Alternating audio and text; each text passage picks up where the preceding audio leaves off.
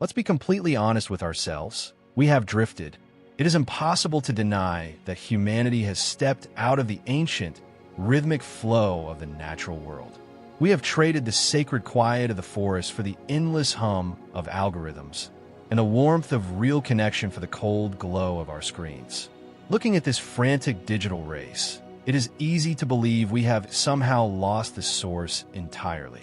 We are continuously fed the narrative that technology is a cold, impenetrable wall, a barrier that has permanently severed our spirituality. But what if we are making a fundamental mistake?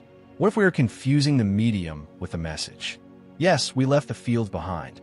But did the Creator, the boundless intelligence that fashioned billions of galaxies, black holes, and the mysteries of quantum entanglement, somehow get left behind too? Is it even possible for the vastness of the universe to be sidelined by technological progress itself? What if the divine never left us because this entire digital landscape is just another part of his creation, a potential that was woven into the universe from the very beginning? What if it is not about the technology changing the divine, but about the divine expanding through the very tools we were always destined to build? Because when you strip away the noise of the modern world, a quiet truth remains. It is never about the instrument we hold in our hands. It is always about how we engage with it. The human collective mind is naturally conservative. We feel uneasy around anything we cannot navigate using our familiar, time-tested methods. It is easy to think that this resistance to the new is a sign of deep spiritual protectiveness. But if we look back at the timeline of human history, we quickly realize that it is a recurring part of our shared nature. For centuries, humanity has gone through the exact same cycle. The moment a new tool emerges that expands the horizons of our perception, it is met with deep hesitation and concern for the future of our inner worlds. This has happened with absolutely everything. Let's take a look. 4th century BC, ancient Greece. The great philosopher Socrates himself was deeply concerned about the rise of writing. He argued that if people began writing their thoughts down on papyrus, they would stop training their memory and lose the capacity for true wisdom. Writing back then was viewed much like artificial intelligence is viewed today, as an outside crutch that might weaken humanity's inner strength. 13th century, medieval Europe. Artisans finally learned how to make glass mirrors that gave a clear, perfect reflection. The traditional worldview immediately felt threatened. The clear mirror was seen with deep suspicion as an instrument that could easily trap human souls in the illusion of vanity. Monks were discouraged from looking into them, cautioned about the unseen dangers lurking in the reflection. It echoes what we often hear now. Do not spend too much time staring into the black screen of your smartphone, or you will lose yourself in the darkness. 15th century, Germany. When Johannes Gutenberg invented the printing press, it caused deep anxiety among those who spent their lives hand-copying sacred texts. There was a sincere fear that mechanically duplicating the Word of God would strip it of its holiness and devotion. Writing a book by hand, through long hours of labor, was seen as a sacred act, while the machine was viewed as something soulless, threatening to distance humanity from true faith. 19th century, the advent of electricity. When electricity first began to light up cities, it was met with deep spiritual resistance. Many believed that by turning night into day, humanity was committing a grave sin against the divine order. Preachers and writers warned that this artificial light was unnatural and soulless, arguing that it would wither the human spirit and cut people off from the sacred rhythms of nature.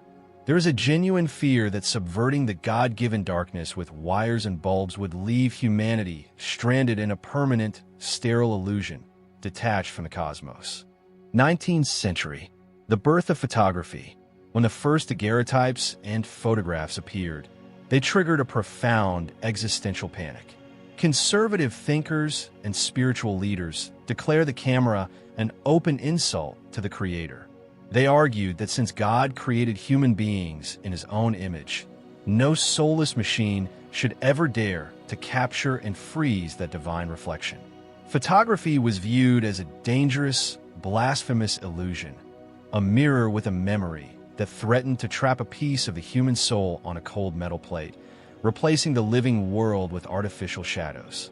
The late 19th century, as the first telephone wires began to stretch across cities, a wave of collective anxiety swept through communities.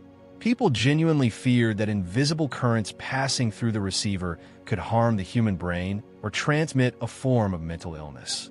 Husbands often kept their families away from the devices, truly believing that voices emerging from a black box were dangerous to the human psyche. Writing, the mirror, the printing press, photography, electricity, the telephone, just a few chapters in a much longer story. And now, the internet and AI. The form changes, but the core hesitation remains the same. A protective instinct whispering that the new tool might cost us something sacred. Yet, within a generation, what once felt alien and disruptive becomes a natural part of our environment. A new space where human beings continue to learn, create, connect, and love. If we step away from this age-old protective fear and look at reality with an open heart, a profound truth reveals itself. It is physically impossible to distance ourselves from the source. We exist inside it. We cannot step outside of the universe. Every era simply finds its own mirrors, its own unique ways of interacting with this boundless intelligence. Thousands of years ago, humanity looked into the sparks of a campfire, listened to the thunder, or sought signs in the branches of a sacred tree. Later, we built grand stone cathedrals, painted sacred icons, and cast bronze bells, and the Spirit spoke to us through sacred architecture, acoustics, and art. So what happened today? Today, humanity has woven a colossal, invisible nervous system out of fiber optic cables, satellites, and servers. We have literally digitized the noosphere. And it is beautiful to realize that the higher intelligence does not ignore this massive, living network. If the divine is pure, creative impulse, absolute information, and love, the internet and our digital tools are not a wall that shuts it out. They're simply a new kind of wiring. Faster, more fluid, and instantaneous. In a moment of absolute stillness, deep isolation, or a quiet search for meaning, when you desperately need to feel that you're not alone, the source does not care which channel it uses to deliver that comfort. It will not wait for you to pack a bag and go on a distant pilgrimage to an ancient sacred spring. It will light up the necessary pixels on your screen right here in a quiet room. Through a line of text, a profound video, or a sudden, meaningful synchronicity found online. People lose themselves in screens, not because of the technology itself. It is never about the wiring.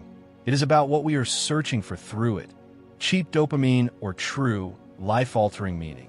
But those who carry a genuine, burning curiosity inside use these exact same screens to touch the subtle realm without interference. The world is whole. Within it, there is not, and never has been, a division between divine nature and soulless technology. It is all one single, living, continuously evolving ocean of energy. The divine does not require us to abandon our progress, throw away our devices, or return to the Stone Age just to hear his voice. The subtle realm is infinitely fluid. It easily flows through any piece of technology as long as that technology is transmitting true, living meaning in that very second. We are not severed from the source. We are simply learning to breathe in a new, digital landscape. And wherever you are right now, whatever screen you are looking at, remember, the network is open. The wiring has changed, but the creator is still on the line.